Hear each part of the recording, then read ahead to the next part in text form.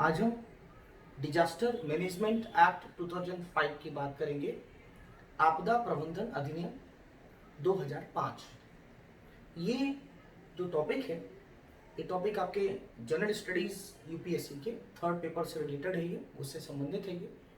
और साथ में इससे कुछ ऐसे फैक्ट हैं, इसमें कुछ ऐसे तथ्य हैं जो प्रारंभिक परीक्षा में भी या प्रीलिम्स एग्जामिनेशन में भी आपसे पूछे जा सकते हैं।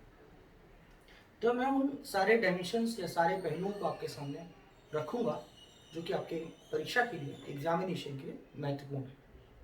तो देखिए, भारत एक ऐसा देश है जहाँ पर प्राकृतिक आपदाएं होती हैं, जो कि नेचुरल डिजास्टर जो होता है, जिसमें कि फ्लड है, बाढ़ है, सूखा है, ड्रॉट है, जंगलों में आग लगने की घटनाएं हैं, बुश फायर जैसे हम कहते हैं, लैंडस्लाइड है, भूस्खलन है, बादल की फटने की घटनाएं हैं। ये सब प्राकृतिक आपदाओं के अंतर्गत आती हैं। प्राकृतिक आपदाएं दो प्रकार की होती हैं, एक तो मानव जनित होती है, मैन मेड, दूसरी जो है प्राकृतिक होती है। अभी जो प्राकृतिक आपदाएं जब आती हैं तो देश में जान माल का काफ़ी नुकसान होता है। तो ऐसी स्थिति में इनसे कैसे निपटा जाए, इसको कैसे चैलेंज जो हमारे सामने आता है उसको कैसे उसका कुशल प्रबंधन किया जाए, कैसे जो जान माल का जो नुकसान है उसको कैसे मिनिमाइज किया जाए, इन सब के लिए केंद्र सरकार ने एक कानून लाया था जिसे डिजास्टर मैनेजमेंट एक्ट कहते हैं 2005। इसका उद्देश्य है कि सेंट्रल गवर्नमेंट जो होती है, केंद्र सरकार जो होती है, उसे ये शक्तियाँ मिल जाती हैं कि प्राकृतिक आपदा जो है उसे कैसे टैकल किया जाए, उसे कैसे निपटा जाए। तो ये केंद्र सरकार को ये शक्ति है जिसके तहत ये शक्तियाँ उसके पास होती हैं इस कानून के अंतर्गत। ये जो कानून है इसका प्रयोग केंद्र सरकार में हाल में ही कोविड-19 के दौर में भी किया गया।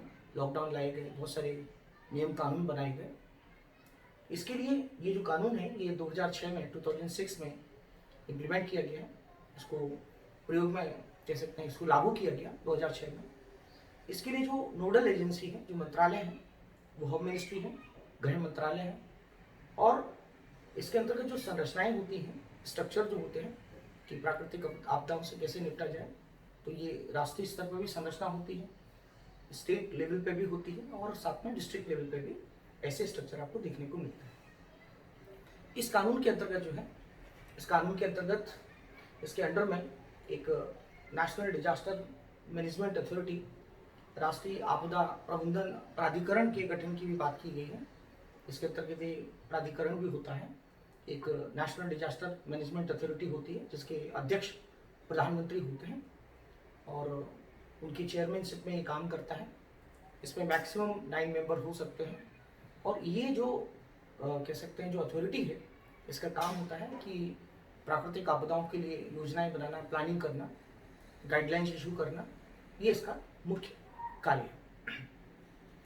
तो जैसे कि आपने समझा होगा कि जो डिजास्टर मैनेजमेंट एक्ट है क्यों लाया गया, इसके अंतर्गत बहुत सारे कानून भी हैं जिसके अंतर्गत अफवाह फैलाने पर, कोई व्यक्ति अगर आपदा के समय अफवाह फैला रहा है तो उसे पनिशमेंट दिया जा सकता है।